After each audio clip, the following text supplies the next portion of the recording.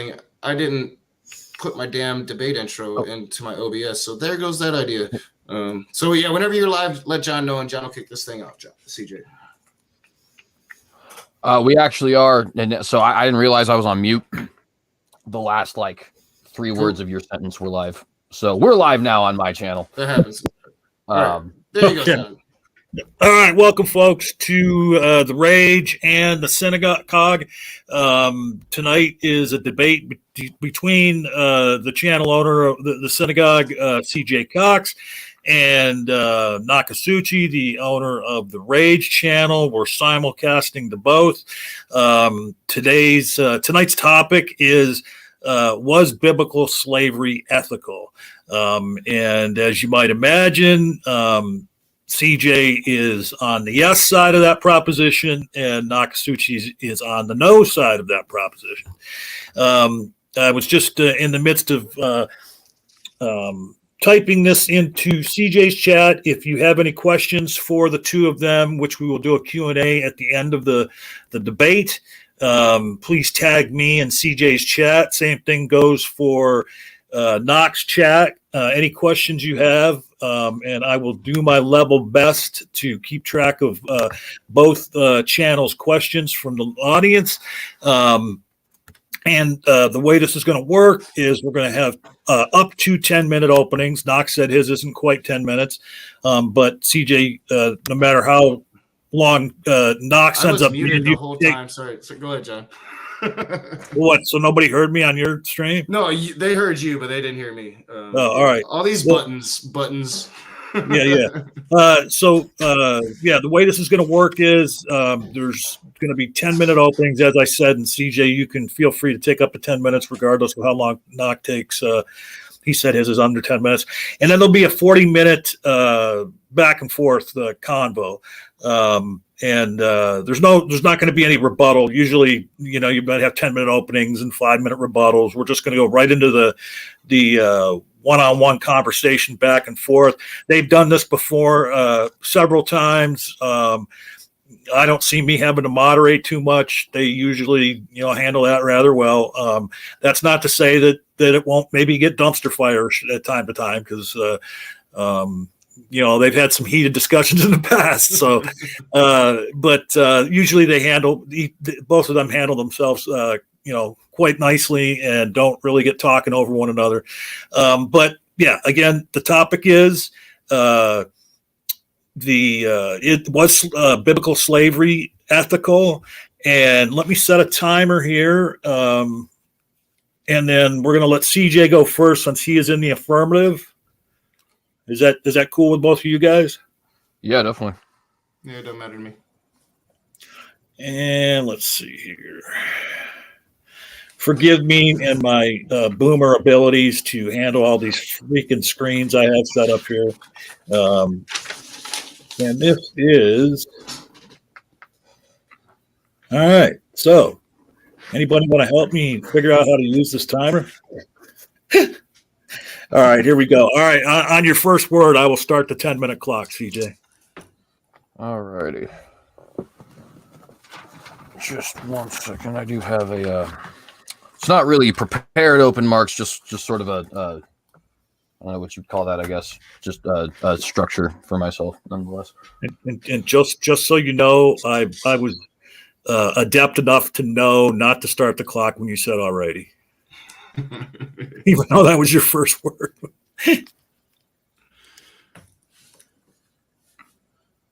Cool. For sure.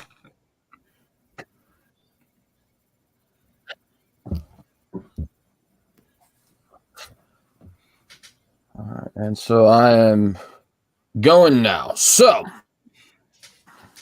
obviously, Rage for being here with me today. I'm actually the issuer of this challenge, so people offered to have a discussion with you, but at the same time, it's always nice to have people respond to your offer for discussion audience. So hopefully this will be a pretty interesting conversation. The thesis before us today, of course, is the question: was, whatever you'd like to say, biblical slavery ethical, right? Now, to be clear, right, the reason that it's phrased in that particular way is because I do think that the question, does the Old Testament of the Bible condone slavery, is kind of a no-brainer. I think it's a little bit ridiculous that people even agree to have that conversation as if there's any sort of a side for no. There's not. And I will be honest with you, I even find it to be dishonest for Christian apologists to come up and say, no, it does not. You know, there's obviously things that people will claim that I myself agree with that, you know, we'll try to, give what you guys would call an apologetic for it or something like that, right? But just saying outright, no, it doesn't actually have any sort of condoning of the practice of slavery is just incorrect, right? And so I would like to have us as apologists move past that and be a little bit more honest. So the question obviously is phrased in the way, is biblical slavery ethical? Because I believe that biblical slavery, if indeed it was followed the way that it was supposed to be, and, so in assuming that people are not violating the laws or anything like that, that it was actually an ethical practice, and that in the end, it's actually not terribly different, though it is a little bit different from a lot of things that even exist to this day. The idea that we have gotten completely rid of this, servitude that was very common in the past, I think is a complete falsehood, and hopefully I will have the, ability to prove so here today. But first off, let's get into some of the details about biblical slavery. So the first thing, if you're reading just beginning to end of the book, that you're going to actually see in regards to the laws about slavery is Exodus 21. If you're taking the traditional understanding of these books, Exodus 21 would be written by Moses sometime around the 1400 BC. Modern scholars a lot of times do like to date that closer to 600 to 700 BC. Whatever position you take, very old, right? Start saying, these are the judgments which thou shalt set before them. Them is the children of Israel. And then we go straight into discussions about slaves. So if thou buy an Hebrew servant, 6 years he shall serve, and in the 7th year he shall go free for nothing. So what we see here is obviously the at least for the Israelite, at least for the person who you are kin with, right? You are actually not allowed to have people serve not only for an indefinite period of time, but even for any period longer than a mere 6 years, right? Most people have had their jobs longer than 6 years. If he came by himself, he shall go out by himself. If he were married, then he shall go out with him, right? In other words, something that we actually did not see in a lot of other places, you're not allowed to buy somebody from their family, right? And then break up that family. That's not actually how that works. If his master has given him a wife and he has borne him sons or daughters, his wife and her children shall be her master's, and he shall go out by himself. We see there's an exception to what I just said, right? If it turns out that there is actually, that the people who were, or the person, I should say, who was married to this person is actually a slave themselves, they have their own debt, and the master does have the ability to, keep them to that. Then his master shall bring him unto the judge. I skipped a verse. And if the servant shall plainly say, I love my master, my wife, and my children, I will not go free. Then his master shall bring him unto the judges. He shall also bring him to the door or onto the doorpost. And his master shall bore his ear with an awl. So it's like an earring, right? You just pierce your ears so that everybody knows that they are a slave. He shall serve him forever. So what do we see here? Obviously, we see that it was apparently common enough for people to actually love their masters that they would want to stay forever. And that this is actually something that is legislated, right? It was apparently common enough that this is something that was actually legislated. Sorry, I worded that terribly, right?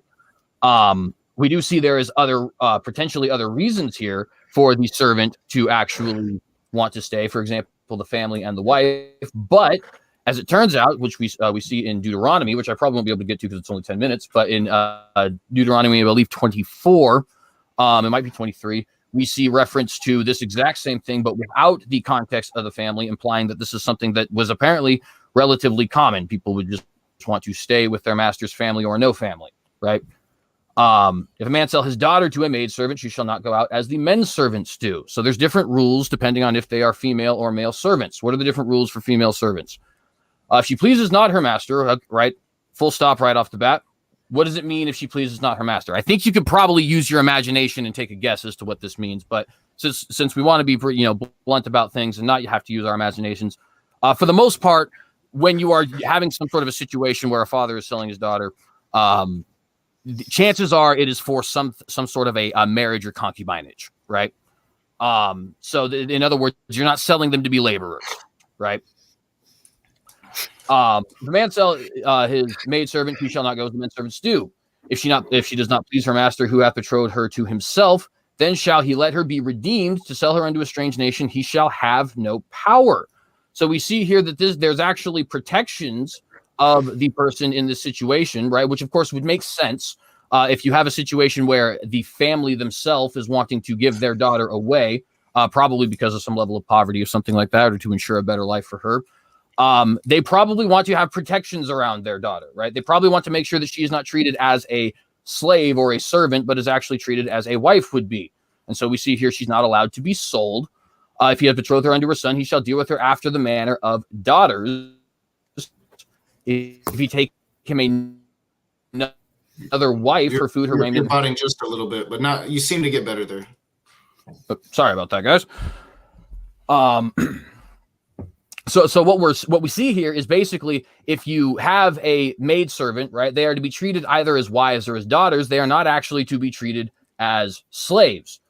This is a pretty impressive, what would you call that, protection for the female slaves, considering the fact that sex slavery and temple prostitution were actually the norm in the Mideast, not only in the 1400s, but also in the 600s, regardless of when you think this was actually written. We have continuing on with this about things where it says if he, let's see, what's the verse here in particular? I don't want to actually waste my time, so I won't go with the verse in particular. But kidnapping, if you kidnap a person, you actually receive the death penalty. This is actually repeated in Deuteronomy 24:7. It's somewhere here in Exodus 21, but I don't want to spend all my time just searching for it. We also see here in Exodus 21 that if you kill a slave, you get the death penalty. This is incredibly unique in the Middle East. For example, in the Code of Hammurabi, there is a punishment for killing a slave. It is a monetary punishment. You have to pay 30 shekels of silver or the standard price of a slave if you indeed kill a slave. It really bad there. I would in the Hebrew here, we actually... Hold on. I'm trying to tell you that you should repeat. All right, I appreciate you should repeat the last two sentences because they totally roboted out, dude. All right, absolutely. So... what I was saying there is that so the killing of a slave is punishable actually by death, according to Exodus 21, which is an incredibly unique thing in this code because, for example, the Code of Hammurabi from the self-same area, and if the traditional dates are true, the self-same era, actually does give a punishment for killing a slave, but it's the standard price of a slave at that time, 30 shekels of silver. In the Hebrew, or in the Hebrew law, I should say, we actually see the word punished is used in the English, but the Hebrew word that is actually used there is a word which is always used to indicate punishment by death. In other words, you kill a slave, you die for it. We see protections such as if you cause serious cosmetic damages to your slave, the slave is to go free. In particular, we mention the book mentions the gouging of the eye and the chipping of the tooth, but as has been pointed out by numerous scholars who are not Christians, by the way, for example, Dr. Josh Bowen, one we all know, this is not meant to say, oh, you can do anything you want so long as you're not chipping the tooth and, gouging the eye. The idea is, no, you're not actually allowed to, corporal punishment is allowed, but there are limits. You're not allowed to just go out here and start wailing on your slaves. These are obviously 1 minute warning. Thank you. So on and so forth with that. If you have a beast who kills a slave, there's a punishment for the beast's owner. That varies depending on whether or not the beast was actually known to gorge people or not. We see in Leviticus 25 that slaves are protected under the Sabbath laws, and that means Sabbath day, Sabbath year, and feasts. You cannot work them to the bone. Every 50 years, there's a jubilee, so all people are freed every 50 years. This idea that people are going to be passed on generation to generation is not true. There's a jubilee every 50 years, and that would be liberty throughout the entire land, including for the foreigner. Israelites, at least, must be paid, but we see in verse 49, all slaves can indeed prosper. Deuteronomy 15, we see debts are canceled for Israelites every 7 years. If you release slaves, they are to be given food, clothing, and other provisions so that you do not release them back into the poverty that you got them from. You're to remember that you yourselves were slaves and foreigners. That's time, but go ahead and take up to 20 seconds to wrap up because I interrupted you in there once. Absolutely. I appreciate that. What you see here basically, though, is a incredibly unique, both for the time and even for the, the slavery that we would have in the future, right? And especially the African slave trade, which is one of the worst examples of slavery in the entire history of the world. what we see here is a consistent pattern of remember that you were foreigners, remember that you were slaves, treat these people with respect. And indeed, the whole point of this slave system is meant to bring people out of poverty, out of homelessness and things of that nature, not to subjugate them as it is in other systems. We'll obviously get more into that in the future, but I don't want to take too much time. All right, very good. And so now we're going to go to Knox opening statement as soon as I can get the timer set, and I will start the timer on your first word, Knox. Awesome, thank you. I'll address a lot of his argumentations in the open discussion. I noticed that you stayed clear away from the chattel slavery as far as away as you could get. You focused on the debt slavery. That'll be interesting in the open conversation. I would like to thank CJ for having this debate with me, and I am expected it will be a fruitful conversation, as are most of our exchanges. I want to thank John for moderating, and I want to thank everyone that will see this debate for their interest in this knowledge, in this issue. I think it is important, even though it is somewhat of a no-brainer to me. I think it's important to first lay out some definitions. What is ethics? Ethics are defined as moral principles that govern a person's behavior or the conducting of an activity. What is ethical?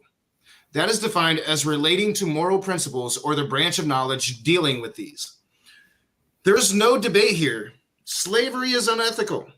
Whether it was in Israel, here in the South, or wherever it has reared its ugly head throughout the course of history. In fact, slavery is one of the things that almost every human being on this planet can agree is wrong. Well, almost everyone. Hearing CJ's arguments here, I'm not sure if he does. Even those who practice slavery here in the modern age don't try to defend it. They make excuses or attempts to hide it in order not to be caught, which suggests that they know they are doing wrong. Why is slavery wrong? There has to be a reason for it. Why would it be unethical?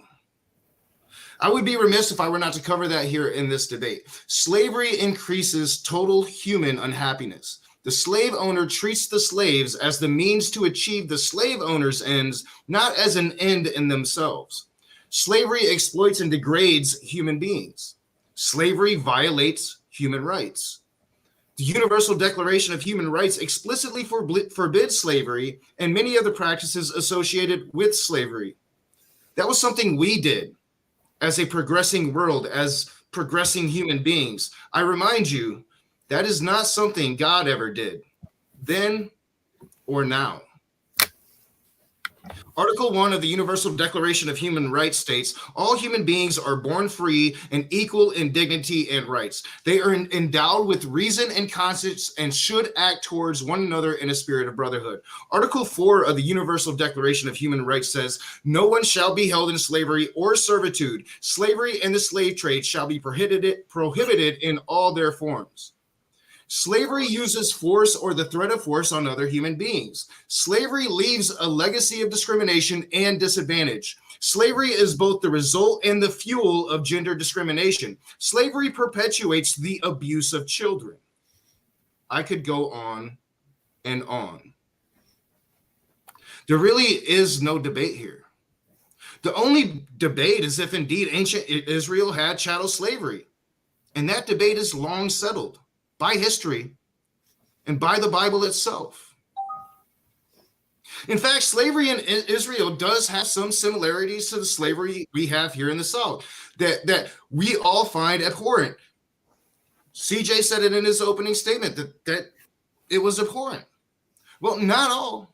Some merely pretend, some are white supremacists. The primary similarity I want to focus on is the discipline of the chattel slave. Chattel slavery is for life. It is the complete possession of a human being. This existed here in the South as well as in ancient Israel. Both ancient Israel and the South had a right to beat their slaves in order to discipline them. A practice society is deemed without morality or ethic. Exodus 21:20-21 is intended to mitigate this abuse for sure, but does so in a way that allows and encourages the corporal punishment of chattel slaves, something CJ admitted in his opening. Laws throughout the South did this very thing as well, wrestling with the issue of disciplining slaves since before we were even our own country. Thomas Morris writes in his book, Southern Slavery and the Law, concerning a 1669 law in Virginia, the lawmakers began with an obvious problem. Slaves could not be punished by the extension of their time in servitude, so that their obstinacy could only be suppressed by violence. In other words, threats of using a lengthening of service was unavailable to the slaveholder since slavery was for life. Instead, it was determined the only means to ensure good behavior and service from a slave was physical correction. In a 1723 law in Virginia, this reasoning resulted in the freedom of a master to beat their slave without retribution, so long as it was done for correction. Morris writes, quote, the law provided that there would be no punishment or prosecution if a slave died by reason of any stroke or blow given during his or her correction, end quote. In South Carolina in 1740, we see that Christianity provided some motivation to avoid abusing one's slave. Cruelty is not only highly unbecoming those who profess themselves Christian, but is odious in the eyes of all men who have any sense of virtue or humanity, end quote. Surprisingly, at least to our modern senses, the penalty for murdering a slave under this South Carolina law was a fine of 700 pounds, and the guilty party was not allowed to hold public office. Establishing that a death by beating rose to the level of murder was a difficult case to prove in such circumstances. The laws appear to have inadvertently allowed great loopholes in the legal system. After the Revolution, sentiment seemed to change throughout the country when it comes to the murder of slaves as punishment. Concerning this period, Morris concludes in his book, quote, whatever the variations, the trend was clear. Unless slaves resisted or died under moderate correction for some misconduct, their killing usually would be placed on a level with the homicide of whites, end quote. So we have very similar codes on how slaves were treated, and most of us, find Southern slavery to be abhorrent. If it isn't clear by most of us, I mean, there are racists out there. And CJ, who was answering yes to this question tonight, not to say that CJ is a racist. Now, this is an apple-to-apple comparison, and I am by no means comparing the practices of the South here in the United States to the practices of ancient Israel. I am merely comparing the laws of the given chattel slaveries. So to answer the question, is or was biblical slavery ethical? It is a resounding hell no. Thank you. I can see the rest of my time. All right. And that was just under 7 minutes. And now we're going to go into the back and forth mode. And I know there's another name for that my boomer brain can't come up with. But they're just going to have an open conversation. There it is right there. Open conversation between the two of them. I would ask both of our interlocutors here to, allow your interlocutor to, when you ask them a question, to answer the question fully. And even if you wholeheartedly disagree with what they're saying, let them finish their answer. I would say, as far as the answers go, try and be as pithy as possible with your answers. Try not to repeat the same point over and over again, so we can, get as much out of this 40 minutes as we can. And I would say that as soon as I get this timer set, I will throw it to CJ to. Okay. I'm going to let him get the ball rolling on this, but I cannot, for the life of me. If you're on my channel, we're used to it. So CJ's audience, John is a boomer. He admits this freely. Yep. And it just will not. Okay, here we go. And that's supposed to be.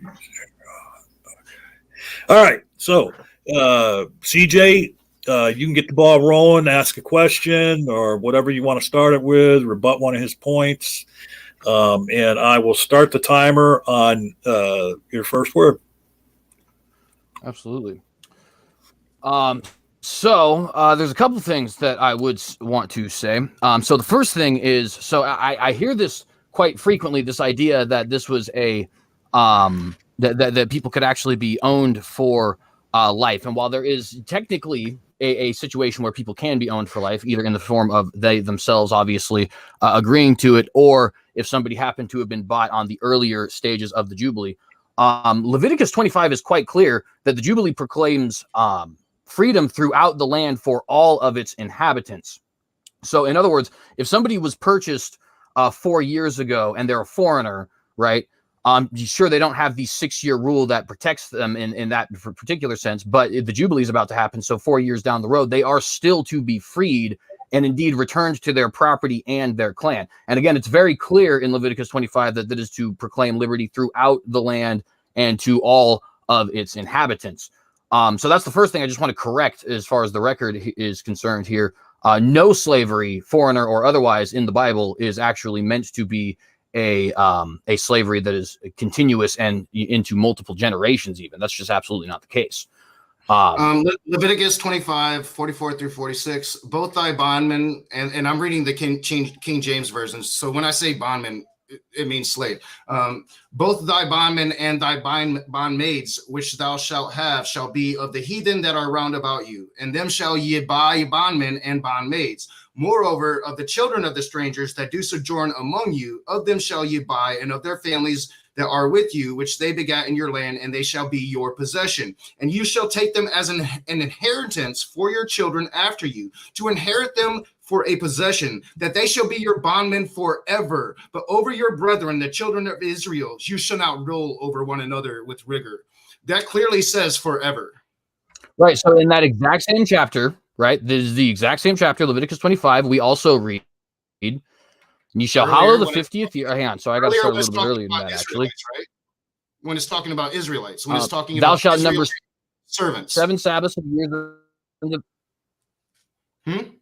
No, actually, it says very clearly, hang on, it says very clearly here, thou shalt number 7 shall be unto thee 49 years. Thou shalt cause the trumpet of the Jubilee to sound on the 10th day of the 7th month. In the day of atonement shall you make the trumpet sound throughout all your land, and you shall hallow the 50th year, proclaim liberty throughout all of the land unto all the inhabitants thereof. It shall be a jubilee unto you, and you shall return every man into his possession, and you shall return every man unto his family. So it is true that if this person happened to pass away before we actually had some kind of a jubilee, yes, that he can actually give him to his children. Hold on, Doc. Hold on. Go ahead and repeat your last sentence there, CJ, because we couldn't hear it. Yeah, so the point being that it is true that it does that the Bible does actually provide for if the owner happens to pass away before there is a jubilee, then they are to pass on these slaves to their children. That's definitely the case. However, it is also very clear in the exact same chapter, not just the exact same book, the exact same chapter, that there is a jubilee to be proclaimed throughout all of the land and to all of its inhabitants. That does include foreigners, as we see numerous times in the Bible. You are to have the same law for the foreigner and for the native born. The only exception to that appears to be the 6-year rule. Let Nok respond to that before you throw too many points out. You're clearly making that for the foreigner when it's not, and pretty much no historian agrees with you. You're clearly talking earlier in Leviticus 25 when it is clearly talking about the Israelites. It begins speaking about the Israelites in that form of slavery, which is debt slavery. There was no redeeming for a foreign slave. There was no jubilee for a foreign slave. You know this. I mean, you know this. Find me that scripture. Hang on. No, I'm looking at it right now. Find me that. You're trying to say same chapter. So it's obviously means everybody. No. Is clearly talking earlier in this chapter about debt slavery, which would be Israelite slaves. You cannot take an Israelite and treat them as a slave. An Israelite can go free after 7 years. That is referring to Israelites. I just read you the chapter. Clearly, the law that states a foreign slave is to be kept forever and given as an inheritance. There's nothing 7 or 15 years about that, CJ. Okay, I also just read you clearly, though. So clearly, what's happening here, right? One of our interpretations here allows this chapter to be consistent with itself, and one does not. Right now, you made a claim that this is clearly about the Hebrew servants. The thing is, this isn't actually about servants at all, right? And I knew you were going to bring this up because everybody always brings this up. This particular passage is talking about the Sabbath years, and then eventually gets into the Jubilee. They're not talking about servants in any way. It just so happens that the Jubilee also proclaims liberty throughout all the land and unto the inhabitants thereof. By the way, all the inhabitants thereof. It doesn't say all of the Hebrews thereof. You can read the entire thing, chapter from verse 1 to verse 11. You don't find any mention of Hebrews or Israelites. It's just not, right, not there. So let's settle. We'll settle with and I'm this. sorry, that's a fact. I am not granting that all Israelite slavery was debt slavery. In fact, hardly anybody grants that. You say in your opening that you're going to come on here and you're going to be honest, and you understand. Nobody grants that. Not even Christian scholars don't grant that. There was definite clear chattel slavery. What I said is that the Jubilee proclaims liberty. So what historical evidence do you have in that Jubilee that actual foreign slaves were ever released? Because there's no historical data of that. It clearly says that foreign slaves are to be an inheritance, and there's also a loophole that allows for you to keep a Israelite slave forever. Right. But let's get I'm sure we'll get to that in a second, but we obviously wanted to address this part. So first off, there's no hang on. First off, there's no historical context for any of these situations at all, right? Is debt slavery ethical? Hold on, guys. You're talking over one another. CJ had started to respond to your last point. Let's allow him to do that, and then go ahead, CJ. But I mean, we should start off with the fact that indentured servitude, debt slavery, is not ethical. Okay, but hang on. Again, we're not. This is not even. You keep saying this is talking specifically about debt slavery. It's not even talking specifically about servitude in any way. It's talking only about the Sabbath years and the collection of Sabbath. No, hang on. I'm making. This is a very important point. Guys, hey, stop. Okay, you're not going to talk over one another. You're making it horrible for the audience. You guys got to talk one at a time. And CJ, you were in the middle of talking, and then Doc, you can respond to him. But again, CJ, try and be as pithy as possible. Let's have a back and forth. Try not to go on and on. That goes to both of you. But go ahead, CJ. Absolutely. Yeah. So again, the beginning of Leviticus 25 is not about debt servitude. It's not about chattel servitude. It's not about servitude. It's about the Sabbath years and the Jubilee, which comes after a Sabbath of Sabbath years, or 49 years. It is a perk of that Jubilee that all throughout all the land and to all of the inhabitants, which is a direct quote from this chapter, I just read it to you, right, are given liberty, given back to their clans, or given back to their property, right? Now, again, my interpretation of this allows Leviticus 25 to be consistent with itself. Yours does not. Yours assumes that there is some kind of a contradiction in the book of Leviticus, specifically in the chapter 25. My interpretation is based off of biblical scholarship and what history says. Okay, well, hang on. You can, and by the way, take this to you. Like I said, we both know Dr. Josh, so you can take it to him personally, but you can take it to other scholars as well. That's not actually true, and I can tell you why I know for a fact that's not actually true. We don't have records of the Israelite monarchy and how they operated outside of the Bible. They don't exist. At all. We do have several resources. That's a different discussion. You're trying to get us sidetracked. I asked you a very specific question. Is indentured servitude ethical? So actually, I am here prepared to make the argument that if practiced in the biblical way, it is. And I have evidence for that. So we have something like anywhere from 600,000 to 1.5 million homeless people in the United States, right? Now, what is worse?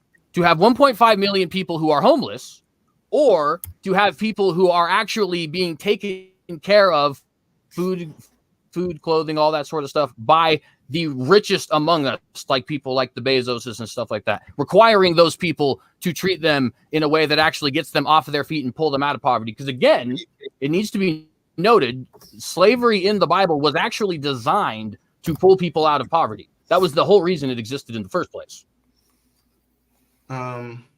And that's straight up from the scriptures, by the way. That's explicitly what the Bible says when somebody sells themselves to you because they have become poor. That's actually the reason why you give the Israelite a bunch of product when they leave. You are sitting here and saying that if I were to develop enough debt in life that I could not pay it back, that to sell myself and to Jeff Bezos to accept the selling of myself, that would be an ethical practice. You're sitting here and maintaining that right now. Absolutely, because what's the alternative? debtor's prison, losing all of your stuff, being homeless, right? Like there's no good alternative to deal with debt. This allows you not only to get out of the debt, but to get back up to a position where you're no longer impoverished. You are suggesting that I sell myself into slavery instead of a political government that would bring economic equality to all. No, I'll sell myself to the rich oligarchs, CJ. For real? Again, like I said, there's no better alternative. In fact, what you just brought up was something that is akin to either the social democracy or socialism. I'm not sure exactly which direction you wish to go. But that just straight up doesn't work. And I don't mean to get into that, obviously, because that's a political thing, but that just doesn't work. In fact, we've seen socialist nations, and they make everybody equally impoverished. That's how that ends up working out. So again, what is the alternative you actually provide that gets rid of 1.5 million people homeless and so on and so forth? Because there's other things you can look at that too. There's 2.3 billion people in prison. Let him respond. He's trying to respond to that question. Let him respond to you. I mean, there was a whole bunch of rambling there.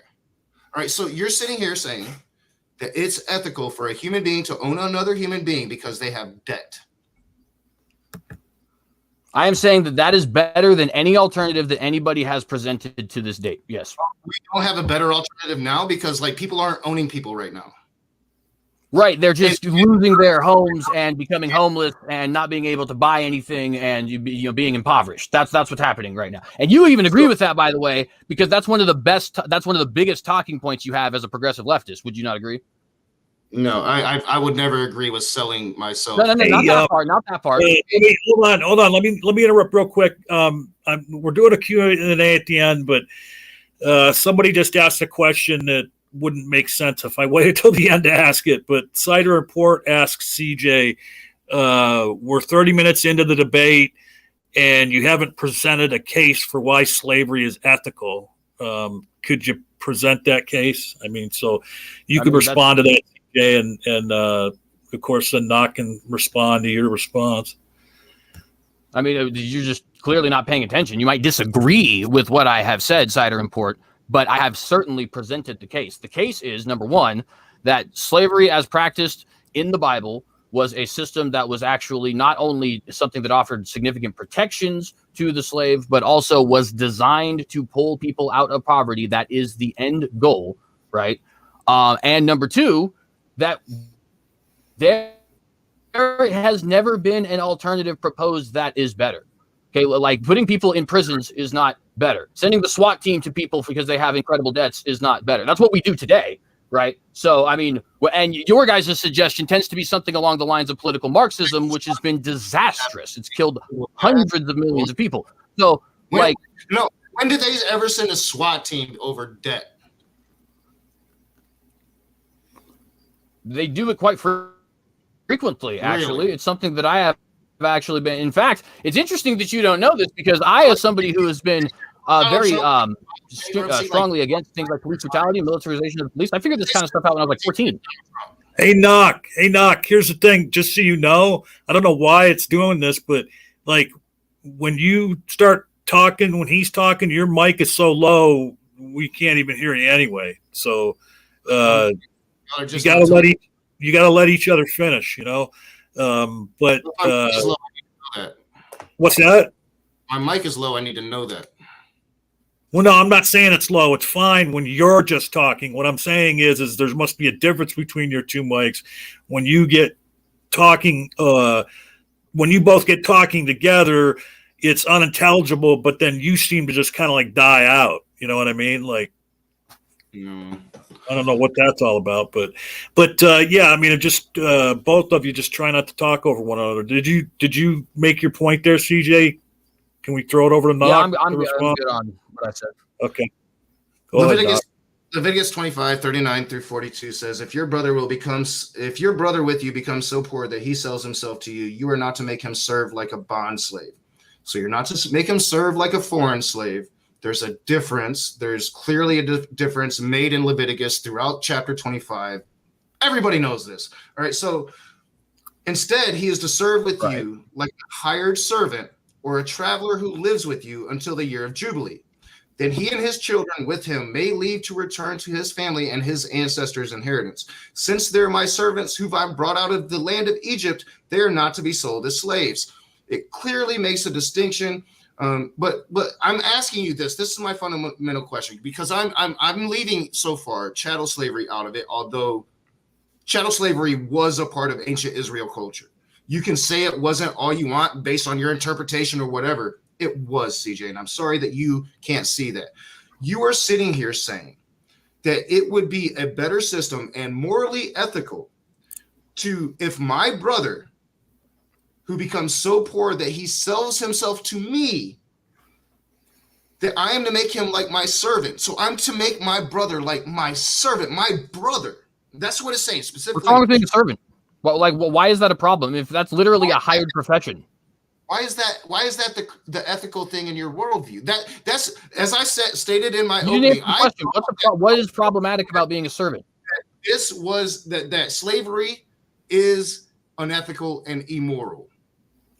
What about still an answer to the question, though? You just said so. You just asked me a question. Would it be ethical for me to have somebody as my servant, right, to help to get them out of debt? I asked you a very pointed question. What's wrong with being a servant? It is literally isn't like a hired profession. Waiters, butlers. Did I fucking answer? God damn. Chefs, personal chef, like all that kind of stuff. Like, what is the issue with being a servant? I don't understand. The middle of my sentence interrupt the beginning of the years, as they say. CJ, you got to give him a chance to answer, though. Rage, are you muted? This is fucking ridiculous. All right, so servitude in ancient Israel is not like a server at your Applebee's. It's not like a server in the modern world in a rich person's house. We are talking, you own this person. You own the rights to this person.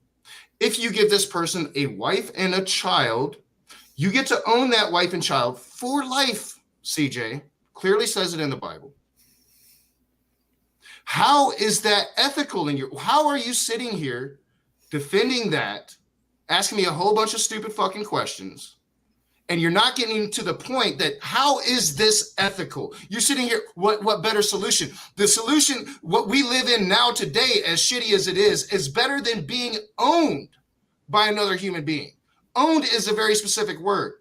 This is not, again, a servant in an Applebee's. This is slavery, whether it's in your debt slavery, which is a form of slavery. So servitude, slave, we're talking slaves here. How in any way on this earth is that ethical? Well, again, there has to be corrections as to what you're saying, because you're not accurately representing what actually happened there. So for example, you said that it goes on for life. I've already pointed out clearly, not only is that not true for any Hebrews, we all know this, but also liberty is proclaimed throughout the land for all its inhabitants. It is there in Leviticus. And again, your interpretation assumes that there is a contradiction there. Mine does not. Mine allows the chapter to harmonize with itself. Also, you make this claim, well, these people, they don't have any rights or anything like that. That's not true. That is clearly and explicitly not the case in the Bible. There's literally 3 different chapters dedicated to this in particular. For example, you're not allowed to kill them. You're not allowed to have any sort of cosmetic damage. You're not allowed to just sleep with slaves and have sex slavery and things like that, right? If you have any sort of a situation where you have a servant who is somebody you find attractive, you need to marry them. That has to be somebody who is literally your wife, your care. You have to provide them with literally everything you would to the person you fell in love with. That even includes if you do fall in love with someone later on. That's in Deuteronomy 23, I believe, if I'm not mistaken, right? So, is that ethical? Like this idea, like they just don't have any rights, that isn't true. And by the way, there are different levels of ownership. I think we would all agree. I own my table. I own my dog. I don't own these things in the same way, right? Now, obviously, we don't have any sort of a situation like they did in ancient days where we actually have servants. So I can't, make that sort of a comparison. But you do get the idea still, right? There are things I can do to a table that I can't do to a dog. There's, in other words, different levels of ownership. The same was true back in those days. You're not going to treat a camel the same way that you're going to treat a person in most ancient Near East cultures, but particularly in Israel, where the idea was to pull people once again out of poverty. Well, I mean, I guess it's too bad your own Bible doesn't say that. Deuteronomy 20, 10 through 15.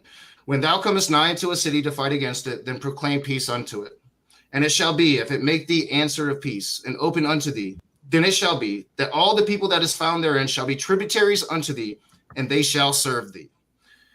And if it will make no peace with thee, but will make war against thee, then thou shalt besiege it. And when the Lord thy God hath delivered it into thine hands, thou shalt smite every male thereof with the edge of the sword. But the women and the little ones and the cattle and all that is in the city, even all the spoil thereof, shalt thou take unto thyself, and thou shalt eat the spoil of thine enemies, which the Lord thy God hath given thee. Thus shalt thou do unto all the cities which are very far off from thee, which are not of the cities of these nations. That's ethical. That's your debt slavery. That's your ethical solution. Do we do this in war? Is this ethical in war nowadays, CJ? So you hang on. You just said that that's not true, and then you quoted a verse rather that didn't disprove anything I said. In fact, it didn't even address anything I said. It's a completely different situation as far as what you did with captives of war, which we can address. But don't pretend that that's a response to what I just said. No, I'm giving you up to this point of the debate, the debt slavery, and you're sitting here pretending that there's no chattel slavery. I just read to you clear chattel slavery. I just read to you that not only what? I have acknowledged this entire time there's a difference between the slavery that they had foreigners under and the slavery they had Hebrews under. No, there's absolutely difference. No, but the differences are not what you're making them out to be, right? Like I said, the Jubilee is not something that is only pertaining to one or the other. It's throughout all the land to all of its inhabitants. There's also other things about that too. Like for example, so answer my question: Is this ethical in war to you? What I just read. So at that time, there was no better situation technologically speaking. In the modern day, we do actually have the ability. So right. So I read. You do understand that ethics are, right? Right. And so you do understand that if you are given a situation where you have multiple bad options, you're allowed to pick the least bad option, right? You understand that would be considered, and that would be perfectly consistent with an absolutist moral view like my own. You understand that, so right? You're saying that the good option was them killing everybody and then taking the women and the children as slaves. That's the good option. That's the only good option. So you're either going to take, and by the way, once again, check me on this with Josh Bowen. I am explaining to you why it is ethical to do that at this time. Okay. And you can, once again, you can even take this up with Josh Bowen, right? This is not something I'm making up, right? At that time, the options are you spare the population by enslaving them. You allow them to just be given to nature, which everybody knew would be death, or you kill them yourselves. Those were the options. I'm not sitting here talking to an ancient Israelite. I'm sitting here talking to CJ Cox, and this is a question to us. It's put forward to us. This question is not put forward to an ancient Israelite. This question is put forward to you. That's why I keep asking, do you find these things ethical? And you keep saying yes. I just told you at that time, this was the most ethical option available. If the United States government at this moment were to go to our enemies, now we have different things available to us. Oh, it's different now. So it's not ethical now, but it was then. How so? Precisely. Because once again, if you are given an option and you're telling me that different options, okay. If you have nothing but bad letting them live is not an option. Letting them live at this point in time, letting them live is the same as letting them starve. That was the way that everybody was considering it, and that was the way it actually was. You're insane. I hope they never let you into our military. Once again, you can check me with literally any scholar. Find the most anti-Christian scholar. Dr. Josh Bowen is not going to sit here and tell you that the Israelites had no other choice but to kill innocent women or innocent people. Because I've heard him say it in two different debates over the last few days. One with Stuart and Matt Dillahunty and some other dude, Stuart and Cliff and Matt Dillahunty, and another one with Dr. Michael Brown. So I've heard it from his mouth in particular twice in two different debates. Try again, please. That was their only option. You heard that from his mouth. Yes, that the options were you either enslave them, which was sparing the population. I didn't hear that from his mouth. You either enslave them, which was sparing the population, or you let them be just destroyed by the elements, or you slaughtered them yourself. Those were the options in the ancient world. This is what and it wasn't just in the ancient Near East, by the way. Everybody understood this. The Romans understood this. The Persians understood this. The Babylonians actually and the Assyrians would do this thing where they literally pick up the population and take them, like literally just assimilate the entire population into their culture, as if this population didn't exist, completely wiping their culture off of the face of the planet, right? At that time.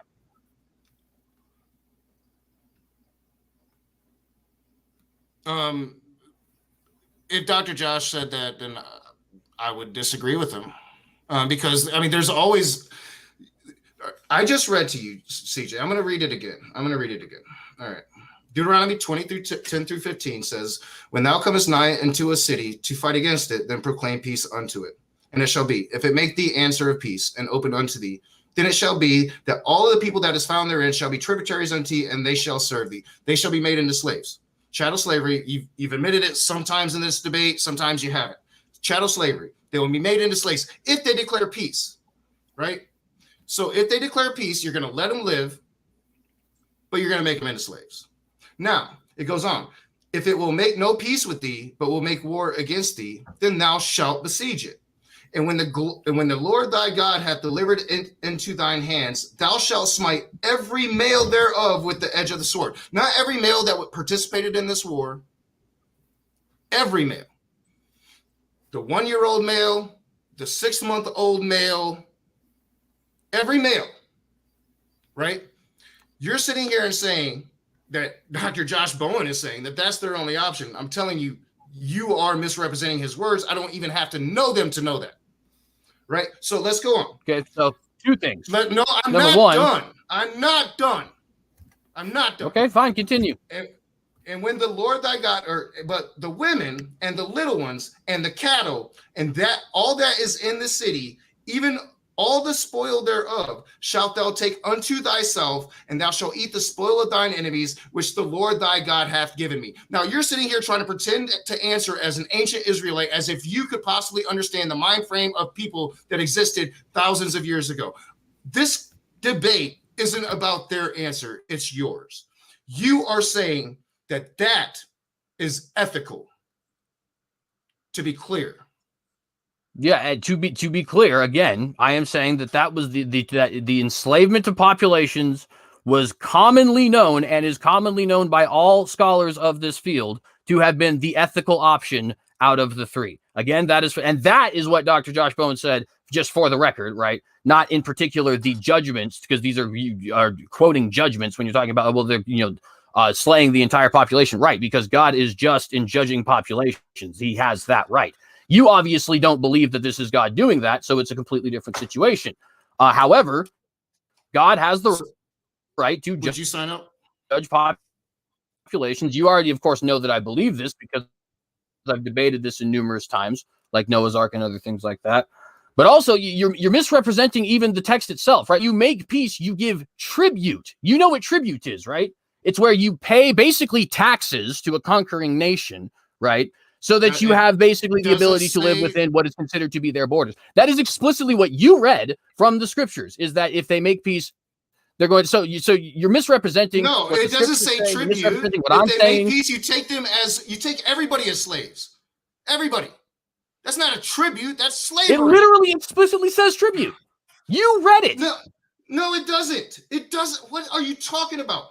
And if it will make no peace with thee, but it will make war against thee, then that thou shalt besiege it. And when the Lord thy God hath delivered it into thine hands, thou shalt smite every man thereof. So when it comes to peace, and it shall be, if it makes thee answer of peace and open unto thee, then it shall be that all the people that is found therein shall be tributaries unto thee, and they shall serve thee. Should be tributaries unto thee. Exactly. They are paying tribute. It is exactly what it call says. It's slavery. I mean, you can call it that if you like, but that's literally not what it is. It is. That's what it is. No, it isn't. What? What the? Like, again, you do know what tribute is, right? It is a very common thing. Happened all throughout ancient history. Is right. In fact, you know what slavery is, right? In fact, hang on. There's a perfect example of this. Think of the Gideonites, right? The Gideonites from Scripture were a group of people who were given this peace. Were they turned into slaves? No, they were not turned into slaves. All right, they had to circumcise themselves. CJ, let me jump in. I think on this particular point that you guys are just going to have to agree to disagree. We're kind of going around in circles here, so I'd just like you guys to move on to another point. Honestly, what's the fucking use here? Honestly, well, like, I mean, if you weren't prepared to come in to have a conversation about it, then I don't know. But that's the use, in my opinion, was to actually have an ethical conversation about whether or not this was something that was what I need from ethical or unethical. Taking slaves as tribute is ethical. That's your statement here. That's not actually what it says, though. Once again, tribute it's basically a taxation system. It is not enslaving the entire population. And again, in Joshua, you have the Gideonites who prove exactly what I'm saying, because the population of it's Gibeon, actually, not Gideon. The population of Gibeon was not enslaved. They were made into Israelites, and then they paid tribute, right? That, in fact, they were even protected by Joshua when the rest of the Canaanites tried to come out against them, right? So are you talking about Joshua 25? I'm not. I don't know the exact chapter off the top of my head, but it's talking about the Gibeonites when they had basically Joshua makes covenant with them, and then later on they are going to be attacked by the rest of the Canaanites, and Joshua actually comes to their defense. The point being, right, that these people like this. Again, you do know what tribute is, right? It was a common thing that people did all the time. In fact, the Israelites, for most of their independent time period, were paying tribute to other nations. A tribute isn't slavery. That's exactly my point. You're making my point. No, I'm not. These people were put into slavery. That's not a tribute. You're trying to call it a tribute for ones when it's not in situations outside of peace, right? That definitely happens. It literally says it, CJ. It literally says it. It literally says it only for the nations that are not giving peace, right? We literally just read that multiple times. They are tributaries if the nation makes peace. They serve you. So it's ethical to take slaves if they don't make peace. Once again, in this particular situation, what you have is judgments against God. So I mean, absolutely. Like a group of people that is doing all sorts of abhorrent things, which God would eventually judge the Israelites for as well, using a different army, in this case, the Assyrians and the Babylonians, to get that done. God has full sovereignty in judging his creation. And there's no way I could be budged off of that, because frankly, a God who doesn't judge is not a just God. That's as simple as that, really. Whatever. Yeah, so I mean, there's really not much more. Like, how much more time do we have on this open discussion? This has been a lot more aggravating than I thought. This is like actually one of the worst debates that I've ever had on this, because at least the other Christians are trying to pretend like this slavery didn't happen. You acknowledge that the slavery has happened, but now you're trying to say it's okay, and that's very disturbing to me. And it's very disturbing that Christians will find a willingness to do this, and to think that this somehow justifies all of these atrocious actions done under the commands of God himself. But I was going to bring up Jeremiah 35, because here we have a clear indication of somebody abusing the laws, inhabiting what would be known, I believe, as debt servitude. But I don't even really think I need to. The fact that you think it's okay to take slaves, you're going to justify it. Again, I try to make it time and time again that I'm asking you this question: is this ethical to you?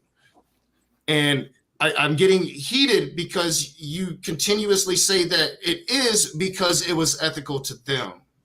And as I pointed out, we as a society, we as a planet, have thankfully evolved beyond these dark ages. Your God would put us back there, and you have shown that clearly tonight. So I think I'm done with this open conversation. It was fairly aggravating for me, surprisingly. Well, there's like 5 Well, I minutes guess I would left. just DJ, there's like 5 minutes left. Do you have like a closing statement for the open discussion here, and then we can move on to Q&A?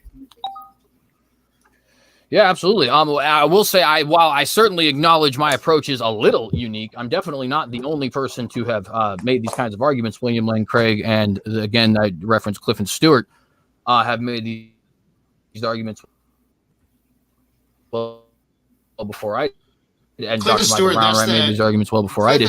Basically, there are two kinds of Christian apologists when it comes to this issue. There are honest ones. Yes. So there is the honest ones who are going to acknowledge the fact that this did actually occur, but believe that God in his sovereignty and in his righteousness did actually have a reason for this.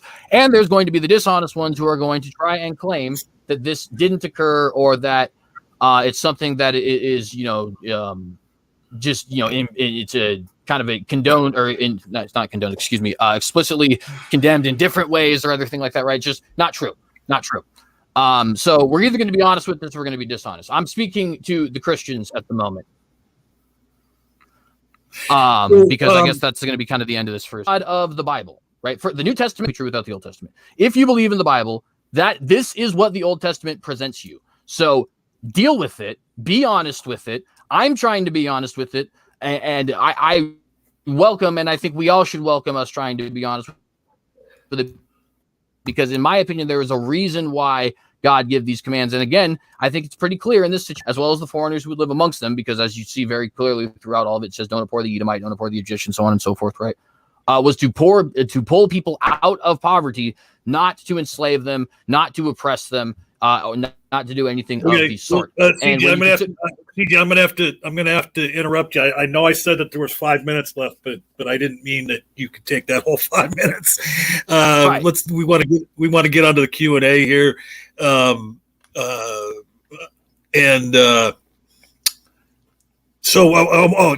Dr. Josh had asked in the live chat if there's going to be an after show.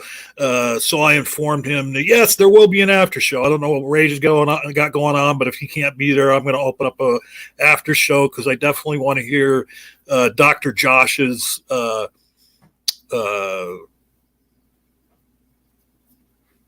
viewpoint on this debate. Yeah, I'll let you set it up in StreamYard. I'll come in for a little while. I don't have all night, but I'd love to come in and sort through this a little more. And then, so I guess the first question is not really a question. I'm gonna give it to CJ though, because Dr. Josh has just posted in the chat. It might be worth it to read Joshua 9:22-23. Do you have your Bible handy, CJ? I do have the internet handy, so I could just kind of look it up here real quick. Yeah, Joshua 9:22-23. Dr. Josh seems to think that'll be probative to the discussion here.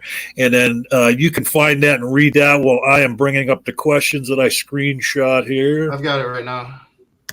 Oh, okay. It says, then Joshua summoned the Gibeonites and said, why did you deceive us by saying, we live a long way from you, while actually you live near us? You are now under a curse. You will never be released from service as woodcutters and water carriers for the house of my God. Okay. And Mr. Boomer here, again, is having a tough time finding where on my computer all the screenshots I took are. I am used to having them on my phone, but I couldn't do anything on my phone tonight because there was more than one chat to keep track of. So we made it hard on John, and I made it even harder because I was unexpectedly a bit unruly. So I apologize, John. No, you're all right. It's so funny. You're the one that's unruly and live, and CJ's unruly on social media. So it all evens out in the end. Okay, now I've gotten it up, but actually I'm going to have to X this out here. And my computer's operating rather slowly. Is one of the problems. I turned my camera off so y'all didn't see all my face palms, so I shouldn't have done that. So is there like big hand marks on your face now? Yeah, probably. I mean, CJ was on camera, but I think he was mentally face palming at many of your comments there too, Knox. So I think that's even too. All right, this is cool. Dead air for a stream because the old dude can't figure his damn computer out.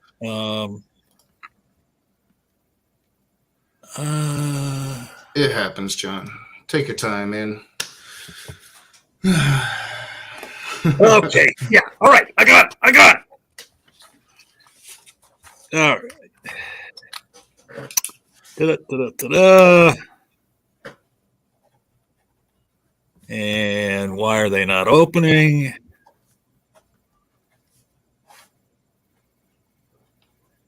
Okay.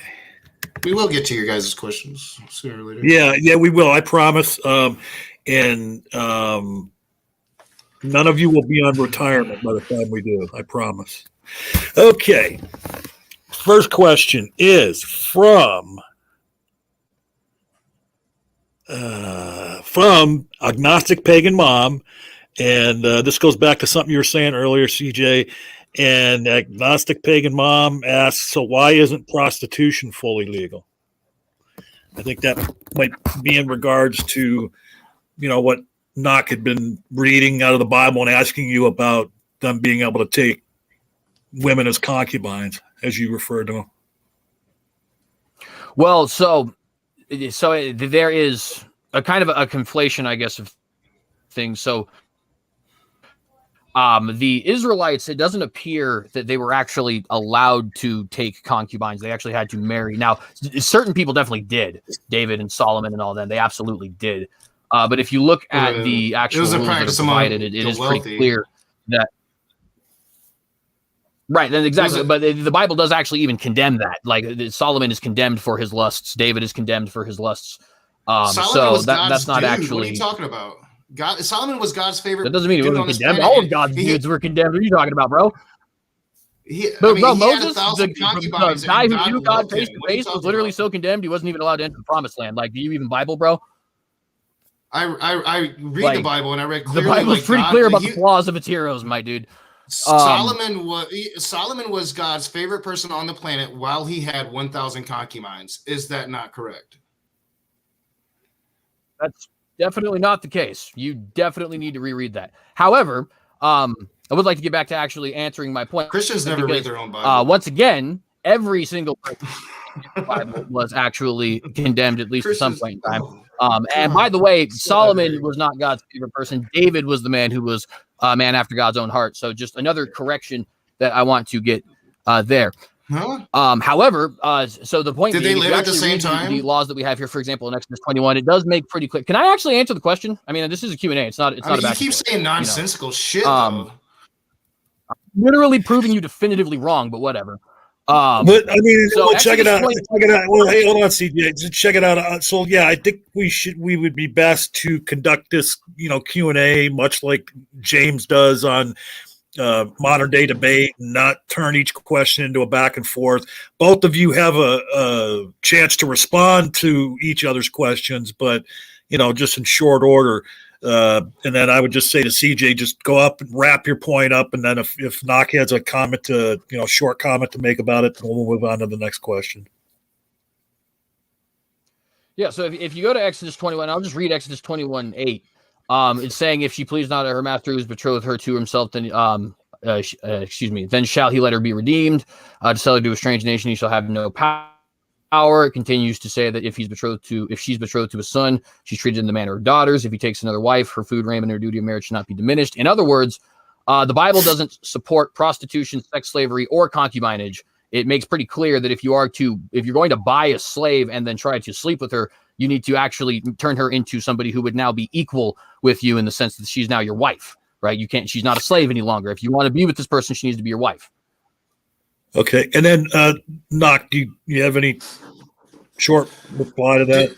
Didn't God command Abraham to sleep with his maidservant and have a child by her? And then when he did, like, there was this whole like sacrifice thing. I don't know. I don't think God has much of an issue with concubines. I don't think ancient Israel had an issue with concubines. I think that the upper classes, it was a common practice. And Solomon had 1,000 of them. He was like, as I said, the Bible says it clearly, God's favorite dude on the planet at the time.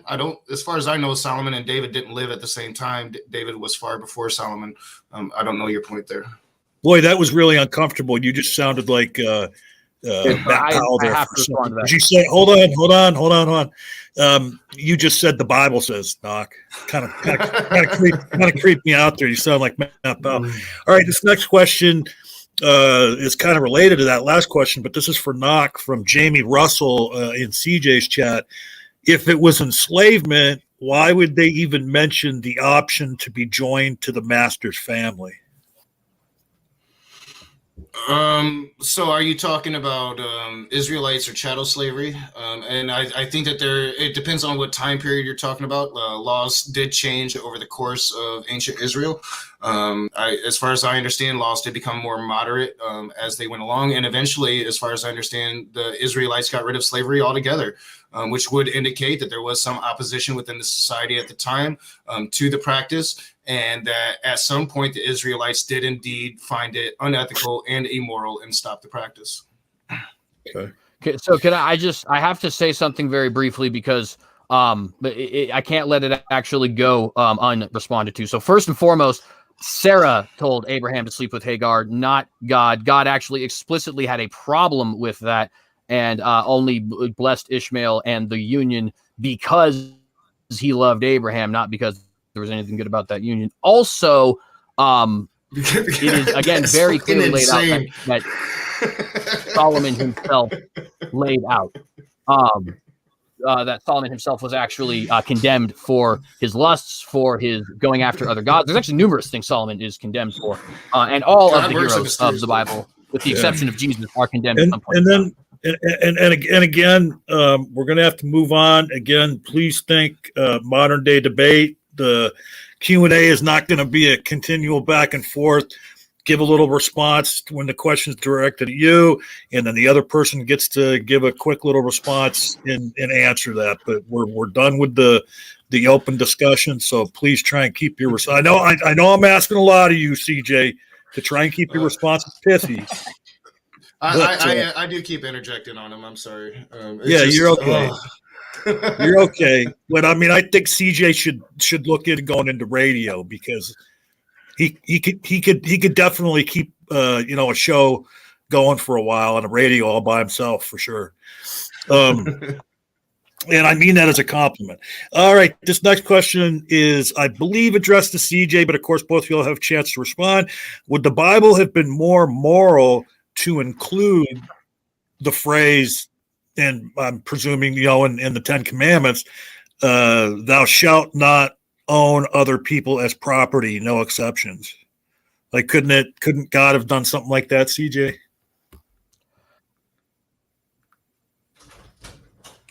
CJ? So I personally believe that would actually end up being problematic.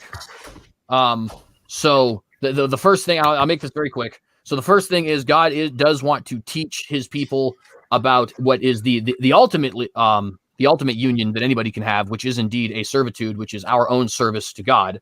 For example, I mean, you see Paul call himself a slave to God, right? So in a way, there is that to be taught in sort of a parabolic way of itself. But also, as I said, I do think that would actually prevent the Israelites in a lot of ways from actually maintaining the level of middle class, if you will, that they actually ended up having. The whole thing is designed to keep people out of poverty. And unless there was a better option, then no, I actually don't think that would be more moral. Well, before Knock responds, I just myself have a follow-up question to that then. So is it your contention that every type of slavery in the Bible was intended to pay off a debt or to pull somebody out of poverty? So not necessarily the first one, but the second one, yes. Slavery as a whole in the Bible is intended to be something that brings people out of something that brings people out of poverty. It's not meant to be something that oppresses people. And this is a repeated motif all throughout the laws and the prophets. You don't oppress the foreigner.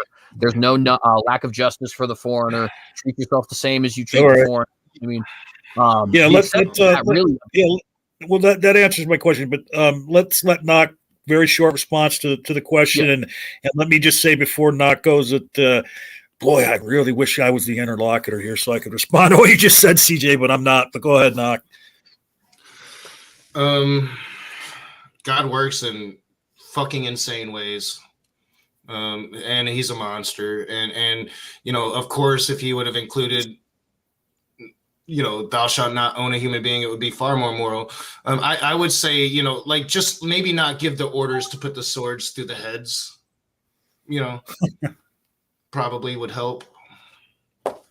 So, all right, this next question is also for CJ, and this goes back to your opening. So I'm not really sure exactly what part of your opening this refers to, but once I read it, maybe it'll refresh your memory, CJ. But Jamie Russell asks, at the synagogue, does that include the mixed multitude? I'm not sure what he's referring to. Absolutely, actually. Okay. Yeah. So basically, remind the audience what that question pertains to.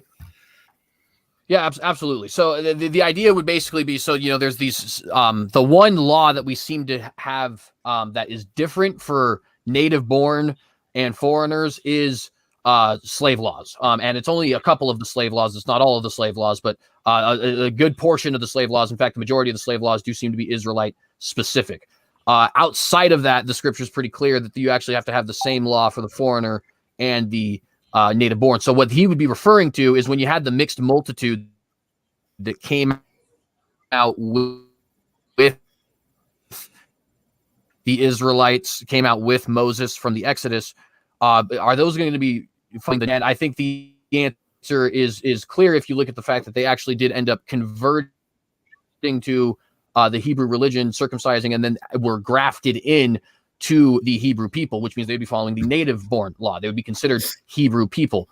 And basically, to wrap it up, Hebrew is not a racial designation. It's a ethnic designation, just like American is, right? Okay. All right. Knock, do you have anything to say about that?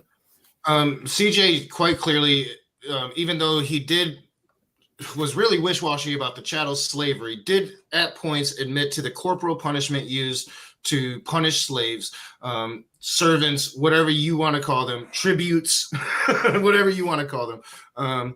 And he has maintained that that's ethical. So according to CJ Cox here in this debate, you can go to Applebee's, and as long as you don't poke their eye out, you're good. Because it's a better system, y'all. All right. This next was from Cider and Port, from Steven. He says it's more of a comment, but of course you both can respond to this. We'll let Knock respond first since the last few questions have been for CJ. But the problem with being owned as a slave, Steven says, is you lose the freedoms and liberties that you as a conservative is meant to care about. So, okay, well, I guess that is kind of addressed. It is a comment, but he is addressing you, I believe, CJ, because he's bringing up conservatives.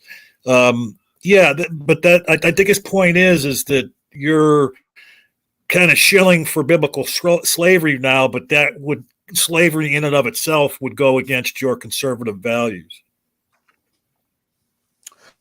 Well, and so that's a pretty interesting point to bring up, because that is something that I myself have had certain issues with, is reconciling things like not even just slavery but biblical authority in general with my incredibly strong constitutionalist leanings. And the explanation I would have for myself at the moment, which would probably change in the future because I am still fairly young, is that I believe that the Bible is actually trying to lay out something that does indeed respect the human liberties of people. The only thing that I personally could see making it more libertarian would be applying all laws to all peoples. and maybe not using some of the same language that is used only because it sounds weird to us. Like, for example, he just said, so long as you poke an eye out, it's all good. But all right, Knock, you have anything to say once about again, that? other scholars will point out that's not literally what. Well, I mean, that was literally the law, though. Like, you could beat them as long as you didn't kill them, and as long you can give them a couple days to recover, and if they didn't die within a couple days, then clearly you didn't go out of bounds in your discipline of your slave. Again, I maintain that is not ethical. You're saying, hey, a better system than what we got. This next comment is from Phi, and I'm assuming because I remember when CJ brought this up, but so I'm assuming it's for CJ. So Phi says, so the argument is slavery is better than being poor? Really? So is the argument that slavery is better than being poor? I mean, not exactly. I mean, to an extent, yes. It does depend on the level of poverty. Absolutely. Like, there's definitely, like, for example, I would much rather, people often ask the question, like, well, would you be under the system? Well, I mean, for example, Give I was me freedom or give me living death. in Mexico City, right, or under this system, like living in Mexico City as one of the lower class, the bottom class in Mexico City, or under the system. Absolutely, I'd take this system in a heartbeat. Like, So but if there was a type of debt servitude now, like if there's slavery exists as it did back then in the Bible, would you be Knox slave? I'll be perfectly honest with you, and I even say this with the utmost respect. I don't really. I have some issues with some things that Knock has said in the past that don't lead me to believe he'd be particularly kind to my ilk. However, if we make that question more general, I would absolutely be willing to sell myself into a slavery in this system rather than being in a situation where, I would be potentially starving or homeless. Like, absolutely. Okay. And Modern Caleb asks, well, actually, I guess this will go to Knock. How is hired servanthood worse than starving? Hired servanthood isn't indentured servitude. Hired servanthood is, I would say, what we have in our modern system. I apply for a job, I get hired. That's hired servitude, and I have issues with that. But clearly, I still have independence. I still have equality. I still have the capacity to make decisions for myself. Clearly, that would be better. So bad news, folks. Dr. Josh messaged in the live chat that something came up with his son. He wouldn't be able to attend tonight, so we're going to bag off the after show because Dr. Josh did say he would love nothing more than to participate in a review of this. So that would be better for me as well, because I did raise my voice and I accidentally cut my camera off when my daughter was here trying to comfort me and bring me down because she doesn't like it when I yell. So I should probably, go spend some time with her. Yeah. And so I'm going to just throw it out there that we'll set something up for tomorrow night with Dr. Josh. I'll message him and find out what time is convenient for him, but it'll probably most likely be sometime early evening. Yeah, I intentionally went. I stayed away from reciting biblical scholarship in this debate. I wanted to focus on the ethics of it. I'm really surprised, and I don't know if we have any other questions, John. Hopefully we do, because I'm having fun. But I was really surprised that I lost track of my thought. Go ahead, John. I'm sorry. No, that's okay. Well, I guess I screenshot this. It was just a comment. I'm not going to read it. It was not very pleasant. But you know what? I think that's what I did. All right. I jumped over somebody else's question because I was taking screenshots. I had CJ's chat up on the right, your chat up within StreamYard, and your chat up on the left, Doc. And then I took a picture every time there was a a question in one of them, and then so I was confused here. I was just looking at your chat, and there wasn't a question there, and that's because it was over on the other side of the page here. Ian Spiker asked from CJ's chat, Rage, Group B attacks Group A. Group A wins the battle. Should Group A let the survivors of Group B go back to their people, kill them all? Oh, okay, so it's just not worded. Should Group A let the survivors of Group B go back to their people? That's option one. Kill them all, option two, or take them as slaves. Go back to their people. I mean, that's kind of what we do in modern wars, right? So we'll win a war, right? And so United States will have influence over the decisions that Iraq is making, but they're still their own independent nation, right?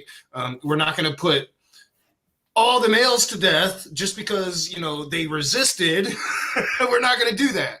So clearly allowing them to keep their culture, clearly allowing them to keep their independence, issue settled. We killed a lot of you. You killed some of us, but we won. Ha, ha, ha. That gives us benefits, but that doesn't give us rights over you as human beings. Hell no. Hell no. With a double hell no. CJ, you have any comment on that? I mean, not really. You know, we've had our back and forth, I guess, on that. So, yeah. You know. All right. So here's a comment that was in CJ's chat that I'm going to turn into a question because I'm curious. Daniel Marson says, or Marson, I'm not sure how to say that. He says, CJ is killing it. Rage is out of his depth. Why doesn't Rage try and stick to historical context instead of constantly virtue signaling? And the question that I would take out of that is for you, CJ. Why would your all-powerful God need to, you know, consider cultural context in, you know, meting out his objective morality? I mean, if owning people is wrong now, why wasn't it wrong back then in the eyes of God if he's the objective moral standard? Well, so what I would say with that, it's not that that's a bad question, by the way, so I don't want to sit here and pretend it is. But I think people fundamentally misunderstand, number one, the idea of a moral dilemma and objective morals, right? So if objective morals are indeed a thing, right, there can be morals which are objectively worse or are greater duties or however you want to word it, right, than others. In fact, if you think about another absolute thing, right, 2 is absolutely greater than 3 precisely because they have absolute values. If they didn't have absolute values, you couldn't say that. So if you're given a situation where you have 4 bad options, the least evil option, even though it is still an evil option because the morality is objective, it becomes the good option because you only have bad options. So that's one thing I would want to point out. And just briefly, because I know I don't want to, to turn this into a diatribe. As far as the claim to, why would an all-powerful God need to operate within the confines of humanity? God has decided that we are to live this kind of a life. I don't really understand why. I just being honest with that. God, because it always goes back to the question, why even create man in the first place? I don't have an answer for that yet. Maybe some other theologian does. But I think the best answer is that it is the best way for us to come into willing and genuinely loving relationship with him. I think that God created us because he didn't have access to Barbie dolls or G.I. Joes. But I want to answer that because, it was kind of directed at me. What's that? Oh, yeah, absolutely. Go ahead. They referred to, why didn't I stick to history? And I kind of got to that point, and then I forgot my point as I was making it, so I didn't get there. Usually in these slavery debates, I would include a lot of history, and Dr. Josh, who's in the side chat, could attest. I know the history behind this. He sent it to me. So I have the history. I could have used a lot more actual historical data.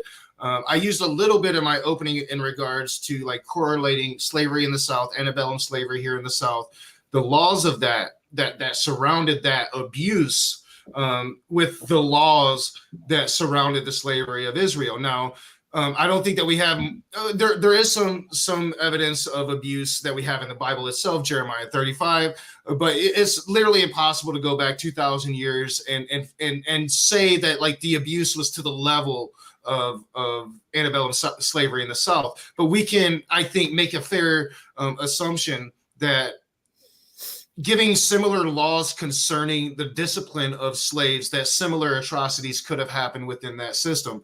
But outside of that, I didn't use history because that is basically, to me, that's for a debate about whether or not God condoned slavery. And I've had a couple of those. And in those debates, I will often pull from historical scholars, especially evangelical Christian historical scholars. This was a debate about ethics. So essentially, as I explain what ethics is CJ's ability to process basically what is right and wrong. And we have gotten the answer to that because, he wants to answer as an ancient Israelite, but the question was posed to him, and we have clearly gotten that, sure, this is ethical. So in that regards, in my opinion, this means that this particular debate is a push, right? Because to him, it is ethical. To me, it's not. That's a push. Oh, and then, but it's kind of shitty on his part. Yeah. Okay. Well, let's move on there. And just to be fair, because I've, been holding CJ to pithy responses, so I need to do that to you as well. But we did get your point. This next thing is from Agnostic Pagan Mom. It's more of a tongue-in-cheek thing, pointing out an error you made, CJ, when you and Nok were arguing back and forth about the difference between, tribute and whether it's slavery. And when you were talking about tribute, you said tributary. And she just wants to point out to you that the subject is slavery, not land features, which a tributary would be, which would be an offshoot of a river tributary. But all right, let's see. It might be it. Oh, that's funny. I clicked onto my next picture, and it was a meme of Donald Trump. So that must be all of the questions I had. Now, there's a couple other questions here that I had jotted down. And just one comment I want to make. You had said early on, you had brought up that if someone is selling their daughter, that it's into slavery to be a laborer, that it would be that they would make them their wife or their concubine. So yeah, it's not to make them a laborer. It's just to possibly set them up to be raped. And I mean, that's what I'm not understanding. I mean, you said that as if it was a better thing, but if you're being sold to somebody to be their wife or to be their concubine, you're essentially selling your daughter to be a sex slave, aren't you? I didn't even really get into that, but yeah, please answer. So no, and let me tell you why. Right. So first off, I think we do need to acknowledge the fact that the crime of rape is a primarily psychological crime. What does that mean? That means that the action you take doesn't actually matter. The consent is what matters, right? If you have the consent, then you can be just as brutal and violent as you want. If that's what she wanted, that's what she wanted. Or if that's what he wanted, then that's what he wanted, right? Like if you guys are coming together and having that's why, things like the BDSM, and not to get explicit, but that's why all those things exist, right? Because consent is actually the primary thing at play there. Now, in situations in the past, we come from a decidedly 21st century point of view, but what we need to understand is that even as little as 100 years ago, the idea that you actually had choice in marriage was not really a thing, right? Arranged marriages were just kind of the way that it was. And so you're not going to have that same, psychology of consent as far as that particular situation is concerned. Now, if you were to sell somebody today, right, since they have a freer, ability to choose their romantic life, right, that would have a significantly worse psychological impact on them than if you were to do that 150 years ago, when literally everybody including the men, by the way, unless they were rich, wouldn't actually have choice in the people they were marrying. It's just the way that it was. Okay. And that's not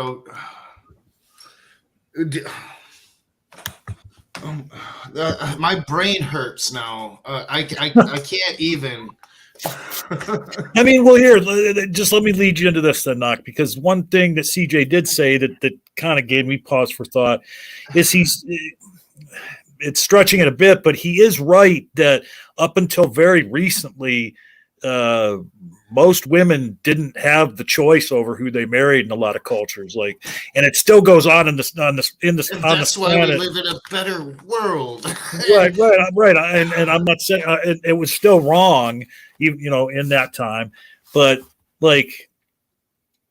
if you're talking 2,000 years ago, and I mean, it was culturally acceptable to most Germans and Nazi Germany what was going on. Does that make it okay? Fuck. Okay, Wait, so what if God did it? What if God did it? Wouldn't it, CJ? Oh my fucking God! So I just want to be clear, though. Are you now defending objective morality? What? What objective morality is? You just said it wouldn't matter if it was culturally significant because what's wrong is wrong. So do you believe morals are objective?